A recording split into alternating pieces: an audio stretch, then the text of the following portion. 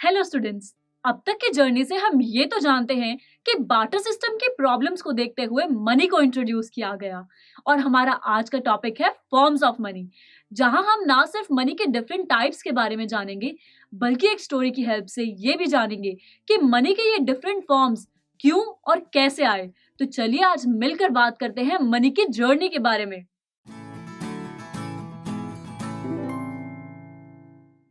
Money की need और importance को तो हम सब अच्छे से समझते हैं, पर मनी की जर्नी के बारे में जानने के लिए जरूरी है उस एरा में जाना जब मनी नहीं थी। उस दौरान लोगों ने अपनी बेसिक नीड्स को पूरा करने के लिए गुड्स को एक्सचेंज किया, जिसे हम बार्टर सिस्टम कहते हैं। लेकिन उन्हें बहुत डिफिकल्टी होती ऐसा पर्सन ढूंढने में जिससे वो गुड्स को एक्सचेंज कर सके, क्योंकि इजीली उन्हें वो पर्सन ही नहीं मिलता था। और तभी एक कम्युनिटी के कुछ लोगों के मन में एक ख्याल आया कि ऐसे ही किसी भी कमोडिटी को एक्सचेंज करने की बजाय क्यों ना कुछ स्पेसिफिक कमोडिटीज जैसे कि क्लोथ्स, वीट और एनिमल्स को मीडियम ऑफ एक्सचेंज बना दिया जाए, जिनकी हेल्प से ट्रेड किया जाए। और तब ट्रेड इन कमोडिटीज की हेल्प से किया जाने लगा। लेकिन फ्रेंड्स, तब भी ट्रेड में कुछ प्रॉब्लम आई, और वो ये थी कि इन कमोडिटीज की हेल्प से लोग अपने विलेज या अपनी सिटी में तो ट्रेड कर सकते थे, पर दूसरी सिटीज में जाके ट्रेड कर पाना बहुत डिफिकल्ट था, क्योंकि तब ट्रांसपोर्ट फैसिलिटीज भी अवेलेबल नहीं थी। लेकिन तभी उस कम्युनिटी के किंग के मन में एक ख्याल आया कि क्यों ना मैं एक ऐसी मनी इंट्रोड्यूस करूं जो प्रीशियस हो और उसकी बहुत वैल्यू हो, जिसकी हेल्प से ट्रेड भी आसान हो जाए। तब उसने सोचा कि मैं क्यों ना प्रीशियस मेटल जैसे कि गोल्ड और सिल्वर के कॉइन्स बनाऊं, जिससे लोग मेरी पावर को समझे और वो हमेशा के लिए मुझे अपना किंग मान ले। और तब किंग ने गोल्ड और सिल्वर के कॉइन्स बनाए, जो मनी का एक बेस्ट फॉर्म रहे बहुत सालों तक। स्टूडेंट्स, ये तो हुई पुराने जमाने की बात, जब राजा रूल किया करते थे। पर आज तो हमारे पास गवर्नमेंट है, और आपने नोटिस किया होगा कि आज डिफरेंट डिफरेंट टाइप्स की मनी भी अवेलेबल है, जैसे कि पेपर नोट्स।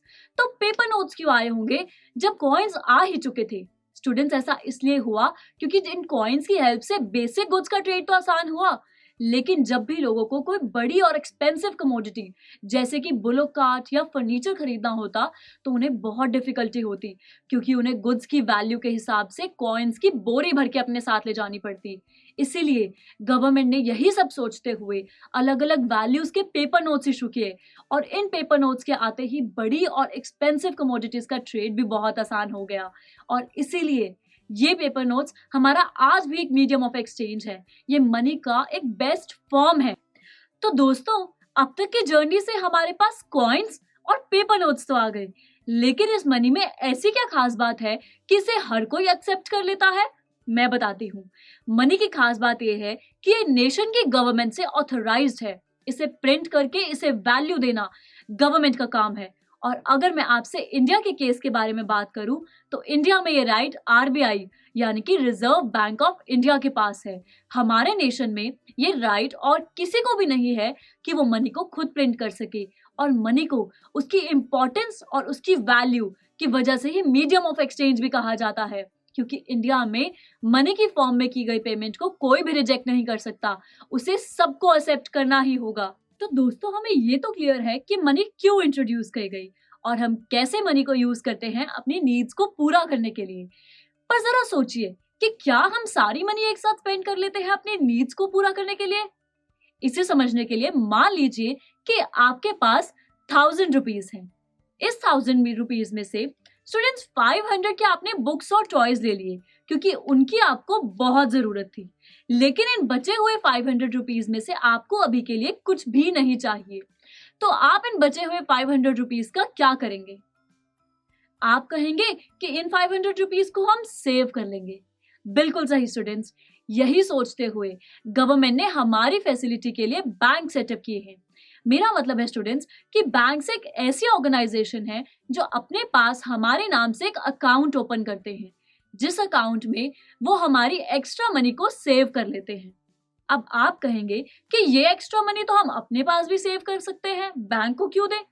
ऐसा इसलिए है स्टूडेंट्स क्योंकि बैंक इस मनी की हमें सेफ्टी की गारंटी देता है। वो एश्योर करता है कि हमारी मनी सेफ है। और तो और, बैंक इस मनी पे हमें इंटरेस्ट भी देता है। मेरा मतलब है स्टूडेंट्स कि क्योंकि हम बैंक को अपनी मनी दे रहे हैं, तो वो इस मनी पे हमें कुछ एडिशनल मनी देता है जिसे हम इंटरेस्ट कहते हैं। वो हमें एक रिवॉर्ड देता है मनी के तौर पे, और इसीलिए सब लोग अपनी मनी को सेफ्टी के लिए और इंटरेस्ट के लिए बैंक में सेव करके रखते हैं, और इसीलिए हम सब अपनी मनी को सेव भी करते हैं ताकि वो फ्यूचर में हमारे काम आए, और इसे कहा जाता है बैंक डिपॉजिट्स। लेकिन आपके मन में यहाँ ये सवाल जरूर आ रहा होगा कि क्या जो मनी हमने एक बार बैंक को दे दी वो बैंक के पास ही रहेगी, हम उसे कभी वापस नहीं ले सकते? तो घबराने की कोई बात नहीं है स्टूडेंट्स, क्योंकि ऐसा कुछ भी नहीं है। बैंक ने इसके लिए भी हमें एक फैसिलिटी दी है।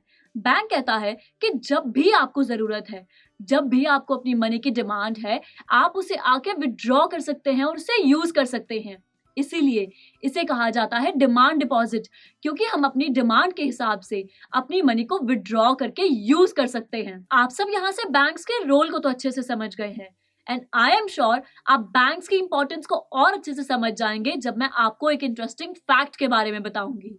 और वो ये है कि बैंक का रोल सिर्फ हमारी मनी को डिपॉजिट करना या हमारे डिमांड करने पर उसे वापस देना नहीं है, बल्कि बैंक इस मनी पे हमें और भी बहुत फैसिलिटीज देता है, जैसे कि चेक्स के थ्रू डायरेक्ट पेमेंट करने की। आपने इस फैसिलिटी के बारे में पहले बहुत बार सुना होगा, लेकिन आज मैं आपको इस फैसिलिटी के बारे में बहुत अच्छे से समझाती हूँ। मान लीजिए स्टूडेंट्स, जब आपकी एक्स्ट्रा मनी बैंक के पास है, यानी कि आपने अपनी एक्स्ट्रा मनी को बैंक में डिपॉजिट किया हुआ है, तब आपको अचानक से कोई पेमेंट करनी पड़ जाए, तो आप क्या करेंगे? आप कहेंगे कि आप सीधा बैंक के पास जाएंगे, मनी को विड्रॉ करेंगे और पेमेंट कर देंगे। लेकिन खुशी की बात यह है कि आपको इतना सब कुछ करने की कोई जरूरत नहीं है। आप सीधा बैंक से ही कह सकते हैं ये काम करने के लिए। बैंक आपके बिहाफ पे आपके अकाउंट से एक पेमेंट कर देगा उस पर्सन को जिसे भी आप पेमेंट करना चाहते हैं। बस आपको इतना करना है कि उस पर्सन को एक चेक देना है, और इस चेक में आपको उस पर्सन का नेम और जितनी पेमेंट करनी है वो लिखना है, और फिर उस चेक में आपको नीचे अपने सिग्नेचर करने हैं। बैंक इस चेक से सारी डिटेल्स लेके आपके बिहाफ पे ये पेमेंट कर देगा। स्टूडेंट्स, बैंक की इस चेक फैसिलिटी ने आपके काम को कितना आसान कर दिया, और उसने मनी की मीडियम ऑफ एक्सचेंज की डेफिनेशन को और भी स्ट्रांगली प्रूव कर दिया।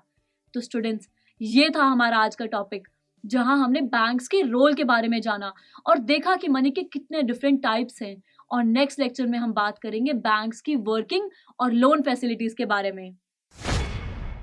आई एम श्योर स्टूडेंट्स, आपको ये वीडियो बहुत पसंद आया होगा। तो इसी तरह से एक मजेदार तरीके से अपने हर कॉन्सेप्ट को क्लियर करने के लिए डाउनलोड कीजिए PUStack ऐप, जहां आपके लिए और भी कई सारे ऑप्शंस हैं, जैसे कि आपके लिए सैंपल पेपर्स हैं, back exercise solution, step videos and much more. So what are you waiting for? Download the app now.